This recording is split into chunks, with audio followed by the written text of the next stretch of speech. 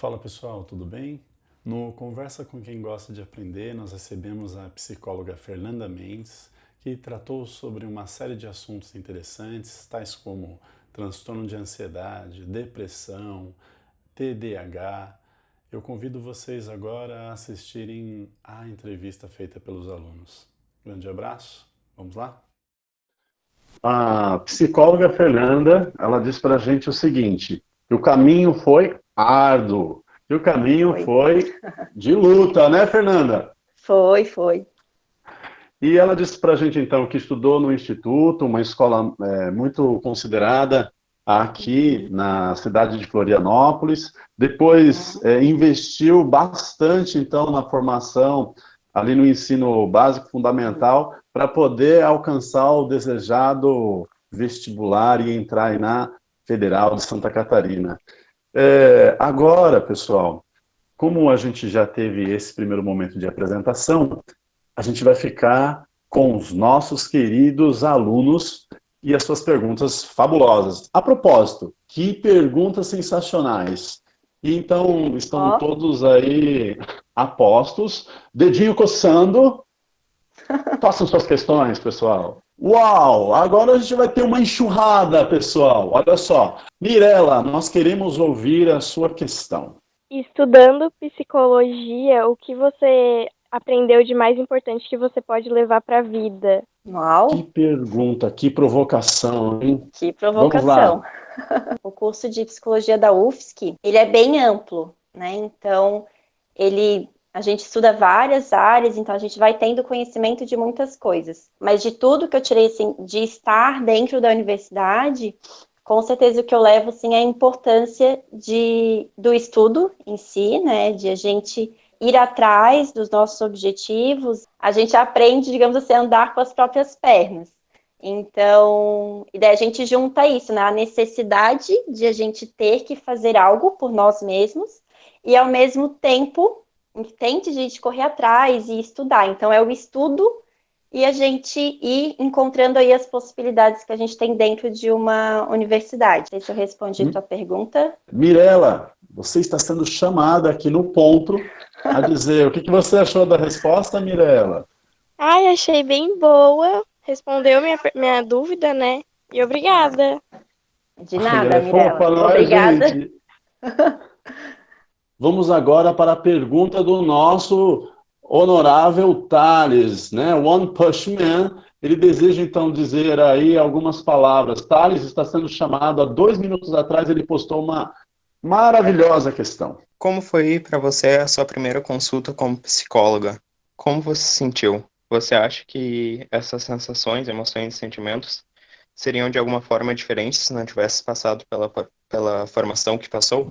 Nossa, muito boa pergunta, Thales. Muito bom. Muito obrigada pela pergunta. Com certeza, eu acho que os caminhos que a gente vai trilhando têm interferência aí nos nossos acontecimentos e nas situações, né? Meu primeiro atendimento foi muito interessante, porque quando a gente sai da universidade, vocês talvez passem por isso também, né? Eu passei por uma insegurança. Me formei e eu pensei assim, e agora, né? Eu sou psicóloga, como que vai ser isso? Então, o recurso que eu encontrei foi, vou estudar mais, né? Porque para eu saber o que fazer. E o que foi muito interessante foi que o meu primeiro atendimento foi com uma pessoa que já me conhecia. A gente se via, assim, lógico, a gente não era de um círculo muito próximo até, porque se é um círculo muito próximo, a gente acaba não atendendo. Mas eu conhecia a pessoa e justamente por ela me ver e no cotidiano, assim, né, algumas vezes, ela me escolheu para eu atendê-la. Então, isso foi muito interessante. Essa pessoa fez com que me ajudasse, né, a eu acreditar em mim mesma, na potencialidade, né, assim, olha que legal, né, a pessoa já me conhece e ela escolheu para eu atender ela, né, ela poderia escolher uma outra pessoa. Então, ela confiou em mim até antes de começar aí o atendimento. Então, isso foi uma experiência, assim, muito interessante. Então, são muitos sentimentos aí, né, que acontecem, mas só para vocês entenderem, foi esse o meu processo, assim, de início.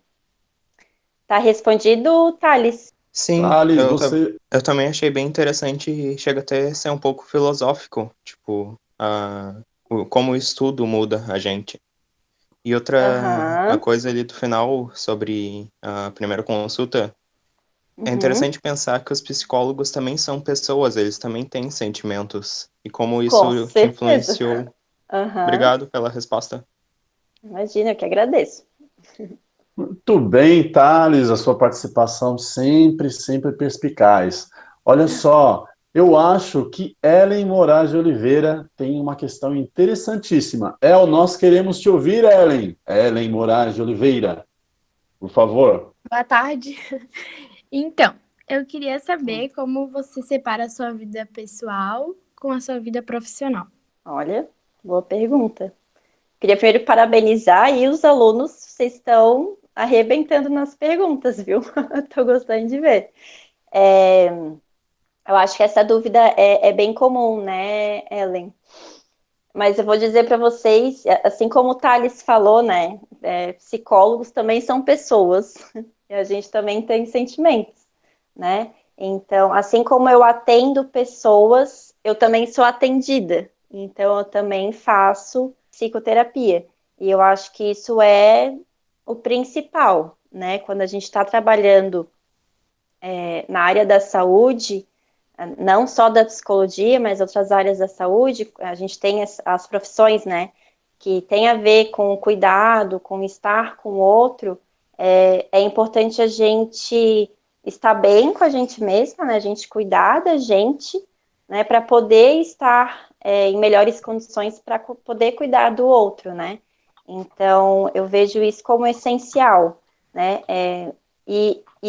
para não misturar, como tu falou, né, só que ao mesmo tempo, como nós somos humanos também, a gente se afeta pela dor do outro, pelo sentimento do outro. Então, por isso que daí se a gente se sente afetado ou aquilo começa a incomodar de alguma forma, a gente vai para terapia, né? Eu vou para terapia e trabalho aí esses sentimentos que através do outro me afetaram e surgiram em mim também. Isso é bem importante. E aí, El, será que respondeu sua questão? Sim, sim, muito boa e obrigada por ter respondido ela. De nada, ela. Ai, que linda, que saudade de vocês! Ai, meu Deus do céu, quando eu ver vocês eu não vou abraçar, meu Deus do céu! Seus lindos, então. Agora, vamos fazer o seguinte, professor Arthur selecionou aí uma questão, a gente recebeu aqui no ponto, nos bastidores, e professor Arthur, então, orienta pra gente aí quem é o próximo convidado. Olha, aproveitando o que ela falou sobre essa questão do pessoal e do profissional, acho que a pergunta da Ana Isadora cabe bastante agora. Ana Isadora! Arthur, chame invoque Ana Isadora. Vamos, Ana. Boa tarde. Boa tarde, Eu queria Ana. saber como cuidar da saúde mental dos outros e, ao mesmo tempo, cuidar da sua saúde mental. Uhum. Será que o que eu falei um pouquinho antes já não responde um pouquinho, Ana? O que tu acha? Essa tua pergunta? Eu acho que nós tivemos aqui um problema, uma falha técnica, mas a Ana, eu acho, Fernanda, que a Ana, ela deseja saber um pouquinho mais. Ela entendeu Sim. ali, ela compreendeu que você passa por processos de psicoterapia também, para poder separar a sua vida pessoal da sua vida profissional, Sim. mas acho que ela quer saber mais com relação ao cuidado com o cuidado psicológico mesmo, para que como que é você no seu dia a dia, como que você procede, o que que você faz, como você se orienta em relação a isso. Não é isso, Ana? Sim, isso mesmo. Tá, ótimo. Uhum. Muito boa sua pergunta, Ana. Então, além da psicoterapia, a gente tem outros cuidados, né? Eu tento sempre, a gente envolve várias coisas aí a saúde. Quando a gente fala de saúde mental, a gente passa por outras questões, né? Às vezes é a saúde do próprio corpo, alimentação, exercício físico, a questão social também, estar em convívio, né, com os amigos, com a família, poder conversar, estar nas relações, né, é muito importante. Até a gente está com esse desafio, né, estamos em quarentena, então a gente já tem isso, e agora, né, como que a gente vai se relacionar se a gente não está mais podendo encontrar as pessoas? Então, faço chamada de vídeo com os meus amigos, faço com a minha família também, tento me cuidar sempre ao máximo, né? Cuido da alimentação, tento fazer exercício, às vezes não dá, mas a gente sempre tenta aí, né? Eu tento fazer o possível, o que está no meu alcance, dentro aí das minhas possibilidades, para eu me sentir bem e para eu poder estar com o outro e acompanhando também esse processo do outro, né? De como que ele tá, como que está sendo a quarentena. Que hábitos que eles estão tomando agora, né? Porque eu também tive toda uma adaptação na minha rotina. Antes eu ia até uma clínica, eu ia até o centro atender. Agora eu não vou mais, né? Então já sofre aí toda uma modificação. Então é normal nesse momento de estar vendo uma oscilação de emoções. Então o que a gente pode fazer é olhar um pouquinho mais para tudo isso que a gente está sentindo e poder compartilhar aí com as pessoas, se relacionando da forma que a gente encontra, né? Da forma que é possível nesse momento. Será que eu te respondi melhor agora, Ana? O que você acha? Sim, sim. O Cauã da Legrave, às 15h25, fez uma pergunta legal. Cauã, você está aí? Acho que Arthur poderá falar pela voz. A voz de Arthur é a voz de God. Vamos lá, então. O Cauã, Fábio da Legrave, 9º ano, perguntou: em relação à pandemia, você está fazendo consultas ou não? E como está sendo para você trabalhar nesse período? Eu gostaria de complementar e perguntar também como que você está fazendo e como você está recebendo, porque você falou que é uma das maneiras de separar a sua vida pessoal da sua vida profissional também é fazer terapia, né, psicoterapia. Poderia falar para a gente como que está sendo? Uhum. Como eu falei um pouquinho antes, né? Eu também tive que passar por adaptações, né? Então, os meus atendimentos antes eram presenciais e agora eu estou fazendo os atendimentos online. Então, foi uma adaptação tanto para mim quanto para as pessoas que eu já estava atendendo. Então, de a gente saber como fazer, né? Como que vai ser isso? A gente não vai estar perto, vai ser diferente. Como que vai ser esse contato aí através da videochamada, né? Mas o processo até que foi tranquilo, porque eu fui conversando, fui encaminhando a pessoa, né? Como que a gente faria isso, né? A gente marca o horário, assim como a gente fazia na clínica. Eu sempre aguardo a pessoa, pergunto se ela está podendo, se está tudo ok para a gente iniciar a consulta. E a gente faz a consulta como se a gente estivesse no presencial, né? A gente só tem que, em relação a ser online, a gente tem que só alguns cuidados, né? Porque a gente está usando a internet, então tem que ser uma internet possível de se fazer uma chamada de vídeo. Outros detalhes também, questão da privacidade, né? Porque antes a pessoa se deslocava e ia até a minha sala. Então, ali, garantida a privacidade. Né? Só que a partir do momento que a pessoa está em casa e muitas vezes mora com outras pessoas, então ela precisa delimitar aí esse espaço, né? Olha, agora eu vou fazer minha terapia, vou ficar aqui no quarto, ou vou para um outro espaço onde não tenha outras pessoas, né? Para a gente continuar mantendo a privacidade e o sigilo que já existe quando a gente está numa terapia presencial. Né? Então, esses são os cuidados aí que a gente toma. Então, mas a partir do momento que isso já está mais consolidado, já está tudo mais tranquilo, a gente vai fazendo a consulta normalmente, né? Assim como agora eu estou conseguindo aqui falar com vocês. Eu vejo também, a gente fica se vendo, né? A pessoa me vê, eu vejo ela também. E a gente vai aí fazendo a nossa consulta. Tá? Se eu respondi a pergunta, mais alguma dúvida? Eu acho que nós vamos chamar de novo Cauã Canto de Toledo agora. Agora é o Cauã Toledo. Cauã tem uma pergunta interessante. Cauã, pode fazer sua pergunta. Vergonha. Tudo bem. Eu gostaria de saber em que área da psicologia você trabalha.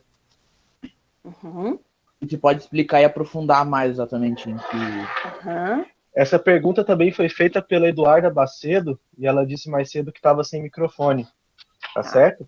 E aí, Uhum. complementando, eu acho que o curso de psicologia da UFSC, ele oferece muitas possibilidades de formação, inclusive em licenciatura. Se você puder comentar Sim. rapidinho sobre isso, eu acho que seria bem interessante, as possibilidades profissionais do psicólogo.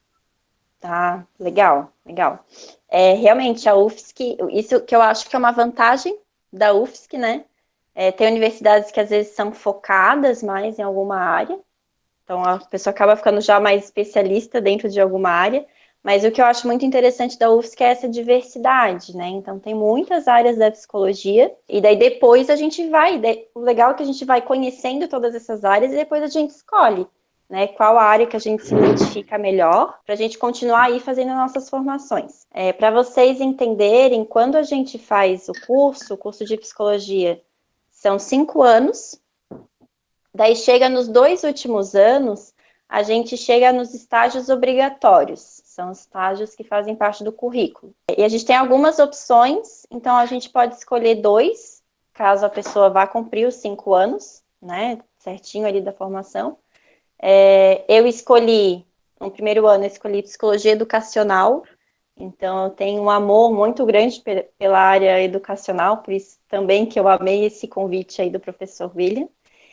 E a outra área que eu escolhi foi a área da saúde clínica, né? Acabei aí fazendo um estágio mais na área de psicologia hospitalar, mas para vocês entenderem, a gente tem as opções dos estágios. Então, a gente tem a psicologia educacional, que eu fiz, a psicologia na área da saúde, que daí entra, tem vários estágios, né? Então, eu, por exemplo, fui para a área de psicologia hospitalar, mas aí tem a área que vai para psicoterapia, então vai abrangendo também um pouco essa área da saúde. Tem a psicologia social, que não sei se vocês sabem, né, que tem o CRAS, o CREAS, então é a psicologia voltada para assistência social, então tem essa área também, e tem uma outra área que a gente chama de psicologia organizacional, né, que daí tem psicologia do trabalho, daí entre organizações, às vezes trabalhos dentro de empresas, então tem essas possibilidades dentro dos estágios dentro da UFSC, né, só que também, se a gente for vendo em cada área, também ela vai se ramificando e vocês vão vendo que tem mais as especificações, assim, de cada área, né? Então, na verdade, a psicologia, ela é muito abrangente.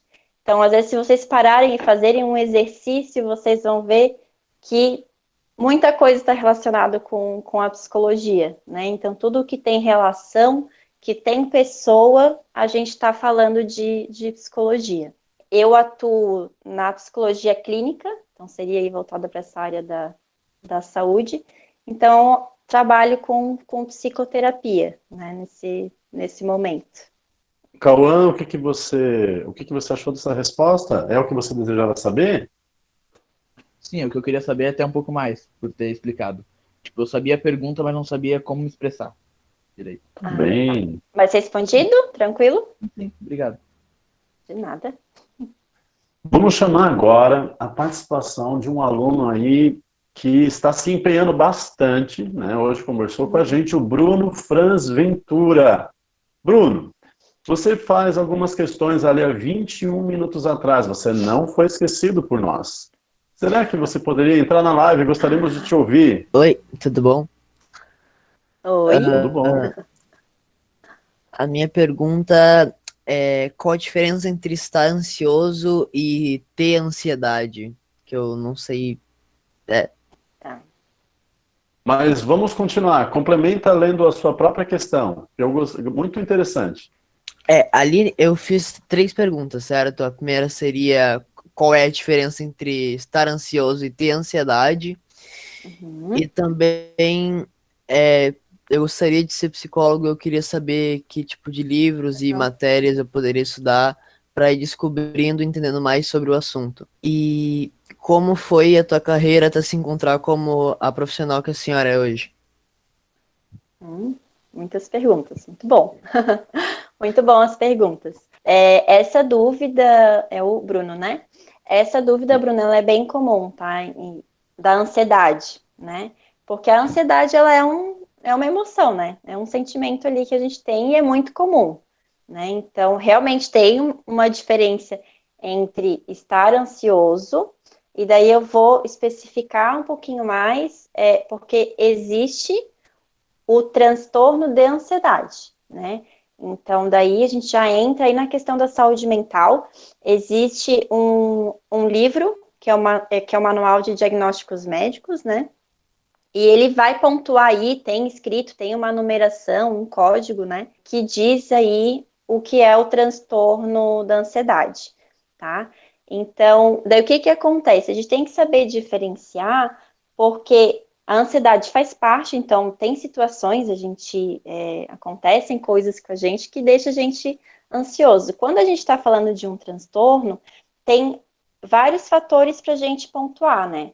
É a frequência com que você está ansioso, que situação, porque é muito contextual também, né?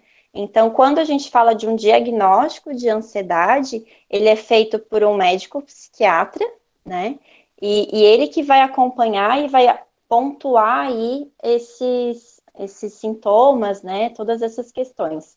Então, existem sintomas físicos também, então, mas todos esses sintomas são enquadrados no transtorno a partir do momento que tem uma frequência, né, mais intensa, e que o médico vai pontuar aí esse diagnóstico.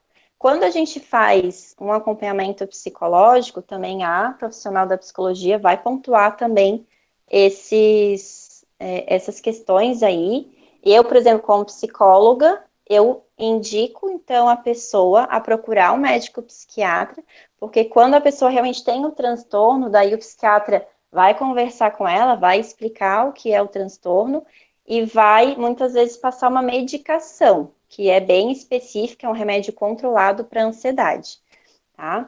Não sei se eu já respondi essa tua pergunta, vamos por partes, né? Bruno, o que você achou? Sim, achei a resposta muito boa e gostei muito de saber o que deve ser feito. Sim, é sempre recomendado tu conversar com alguém, né? Se você está se sentindo ansioso, Sim. porque é uma emoção, né? A gente fica ansioso. Aí com a quarentena, muito tempo em casa, né? Quem que não se sentiu ansioso aí nessa quarentena, né? Mas isso não significa que você tem um diagnóstico de ansiedade, entende? A gente está falando de um transtorno, é uma coisa muito mais grave, né? E precisa desses cuidados, né? Com certeza. E qual que eram as outras perguntas? Para me lembrar. A segunda pergunta era que tipo de livro e matéria eu posso ir estudando para descobrindo mais sobre a psicologia, o assunto, que é uma coisa que eu pretendo ver mais no futuro e talvez trabalhar com isso, não sei. Fernanda? Oi. Bruno, o que você acha dessa sua pergunta, ela fechar então a nossa live e a gente continuar aqui com perguntas que têm a ver então com a questão da ansiedade, da depressão. O que você acha, Bruno? Podemos deixar então essa questão para fechar nossa live? Para ela dar recomendações de leitura, o que ele precisa fazer? Pode ser, Bruno? Pode sim, por mim tudo bem. Obrigado, muito obrigado. Agora, a gente vai chamar então a voz do povo, pela voz então de Arthur, que lerá ali porque a Eduarda Adams, maravilhosa aluna, nossa queridíssima, sinta-se abraçado, Adams, ela está com um problema técnico no microfone, e ela então mandou uma questão bem legal para a gente ali, às 15h37, com relação, então, a algumas questões, algo interessante. Será que Arthur, voz do povo, poderá ler para a gente? Vamos lá. Eduarda Macedo, do 9º ano, pergunta: no que o transtorno de déficit de atenção e hiperatividade, conhecido pela sigla TDAH, pode prejudicar os alunos na infância e adolescência? Olha só, esta fera aí, meu. Muito bom. Espetacular. Para Eduarda. Então tá, Eduarda. Muito boa essa tua pergunta.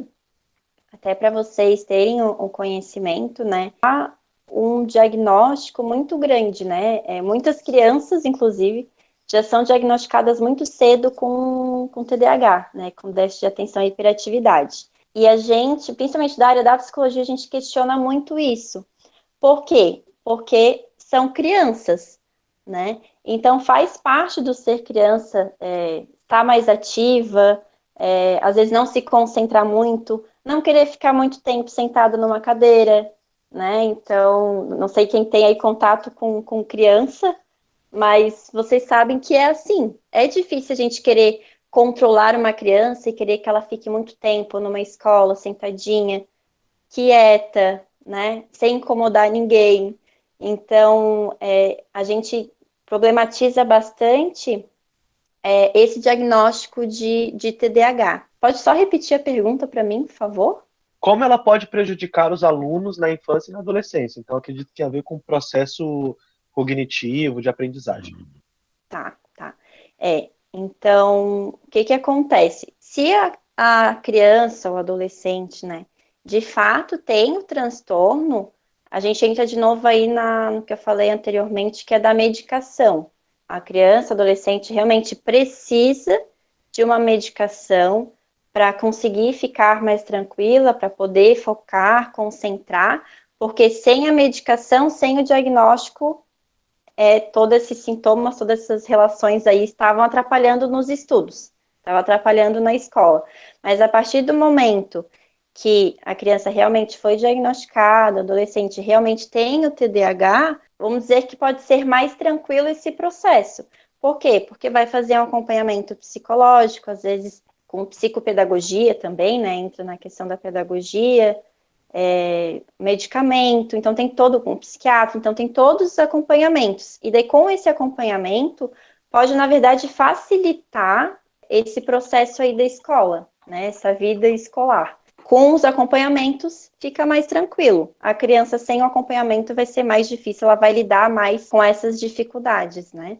E daí, o que é importante também, quando a gente fala do déficit de atenção, de toda a relação que é importante fazer com a família, com a escola. Então, é importante ter essa troca, né, esse acompanhamento para a gente conseguir entender o que está acontecendo com a criança e com o adolescente, né, nesse momento em relação ao déficit de atenção. Mas isso também não é impeditivo, né? Então, quando a pessoa tem esse acompanhamento, ela termina a escola, ela faz faculdade, ela vive a vida dela normalmente, né, com acompanhamento. Respondi a pergunta? Muito, muito interessante, né?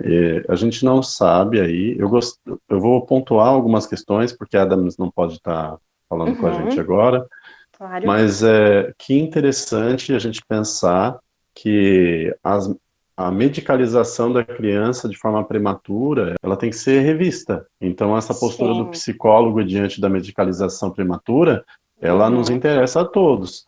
E que todas as crianças, elas têm, sim, grande expressividade corporal, né? Elas se movimentam bastante, e eu acho que é interessante a gente pensar sobre isso, e isso daria toda uma live, né?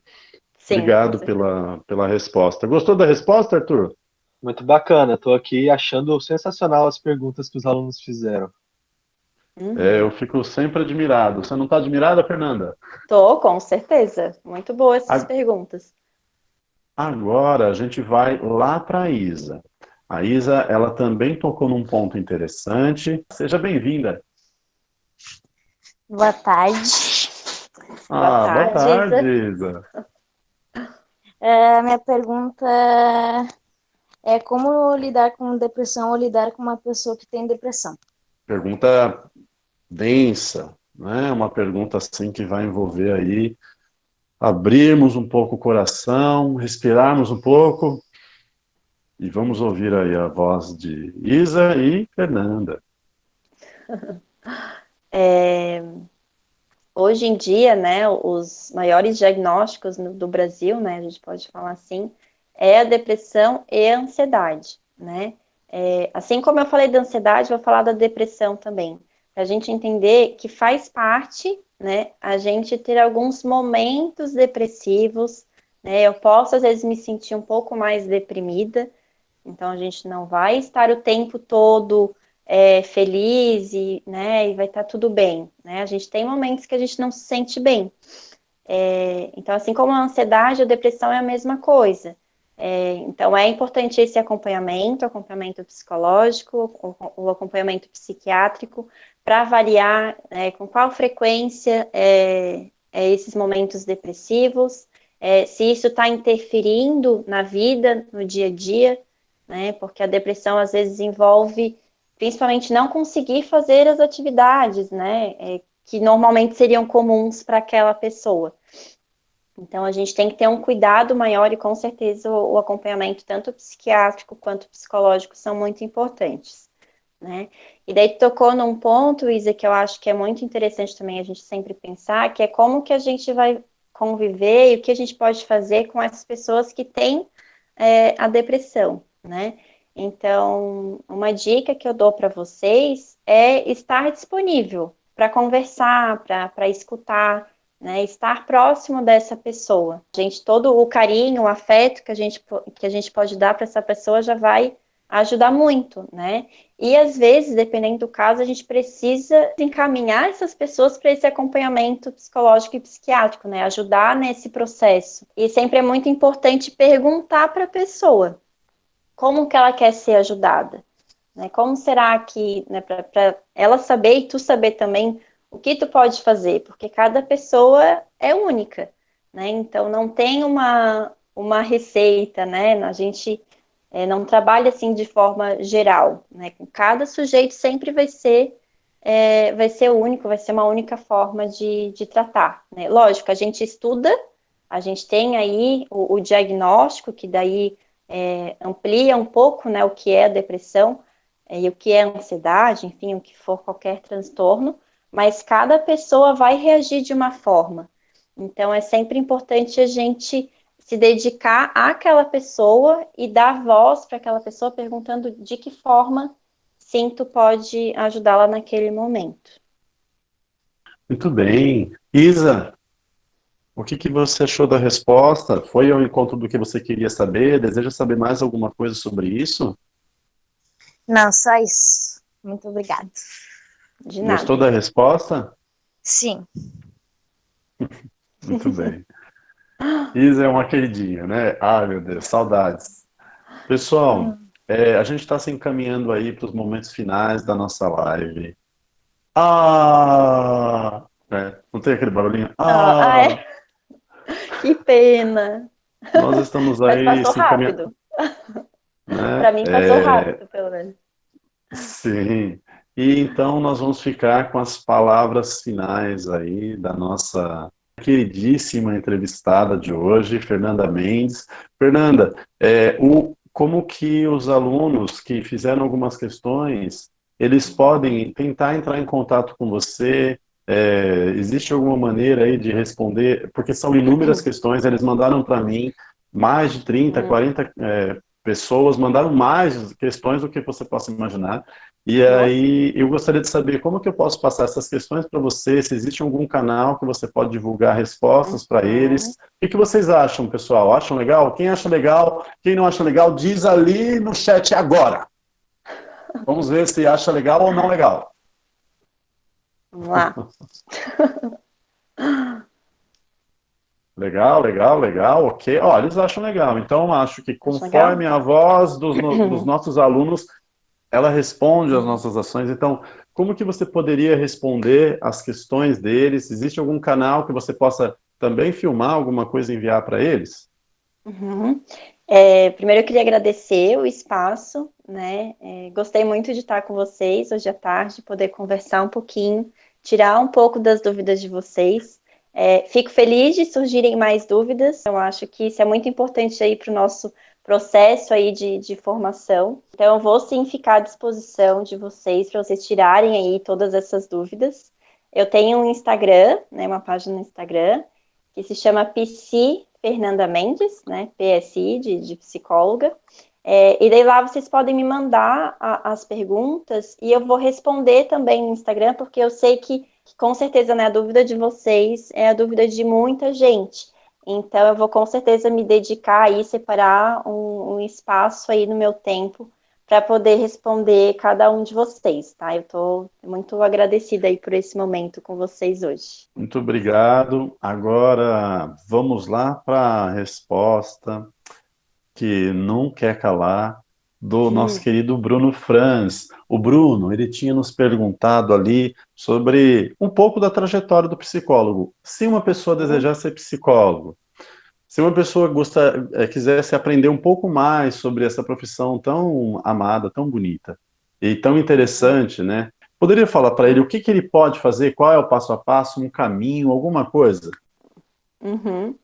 É muito bom saber que tem mais pessoas aí disponíveis, dispostas aí a aprender, a estar aí trabalhando com psicologia. Posso dizer como psicóloga que é uma formação muito gratificante, né? Só que, como eu falei, cada um vai ter o seu caminho, né? Então, o que eu recomendo é leitura, né? Procurar livros do seu interesse, pesquisar um pouco mais, porque, como eu falei, de algumas áreas da psicologia, mas tem muita coisa. Então, se vocês entrarem ali no Google, pesquisar psicologia, vocês vão ver que tem muitas áreas. Então, de repente, vocês já podem encontrar alguma área mais de interesse de vocês, algo que faça mais sentido, vídeos no YouTube também, né, tem aquele programa TED, né, que fala muito aí de questões psicológicas, e tem psicólogos e outros profissionais da área da saúde também trazendo mais conteúdo para a gente. Então, eu recomendo isso, né, procurar ir atrás aí do que faz sentido para vocês, né, nesse momento. Qual que é a outra pergunta? O que mais que tu falou, professor William, que eu possa contribuir aqui? O Andrew deseja saber orientações de leitura. Então, você recomendou que ele pesquise aí no Google, né? Procure o canal do TED sobre questões envolvendo a psicologia. E poderia dar, então, a sua palavra final nesses breves instantes aqui que a gente tem, com relação a o que você desejar. O espaço é aberto, você tem alguns minutos. Ok, muito obrigada. Além das leituras, né, que eu não vou indicar uma específica, porque eu acho que tem muitas leituras disponíveis, então, no sentido de, né, Bruno, de tu encontrar algo que faça mais sentido para ti, que tenha mais o teu perfil, né, mas outra coisa que é muito importante, que chega um momento da carreira que a gente se depara com isso, que é do autoconhecimento, né, e a leitura também é uma forma de a gente se conhecer, né? Então, a gente entrar em contato é uma forma de se relacionar também com outras pessoas, outras formas de viver, né, dentro de um livro, né, e também com os vídeos, enfim. Então, buscar, né, o que eu falo para vocês, assim, que eu acho que pode ser muito, muito interessante, é buscar formas de autoconhecimento, né, que vocês possam entrar em contato mais com vocês, então, seja lendo um livro que vocês gostem, seja ouvir uma música, seja ficar um pouco ao ar livre, praticar uma atividade que traga prazer para vocês. Então, o autoconhecimento é muito importante, e daí nesse processo da psicologia é mais importante ainda, principalmente porque a gente está ali com a vida do outro também, né? Então, a gente está nessa relação. Então, a gente se conhecer melhor ajuda, né, a gente estar com o outro e ajudar aí nessa caminhada, né, de crescimento, de desenvolvimento pessoal do outro também. Então, claro, tem essas formas de autoconhecimento, tem também a terapia, né, então, até para a gente desmistificar um pouquinho, né, sobre a terapia, porque muitas pessoas pensam, às vezes, que a terapia, não, eu só vou procurar uma psicóloga quando eu tiver algum problema, né, e não necessariamente, né? Hoje eu atendo pessoas que me procuraram porque elas falaram que elas queriam se conhecer um pouco melhor e entender como que elas funcionam e de que forma elas podem se tornar, assim, pessoas melhores. Então, não necessariamente ela tem um problema.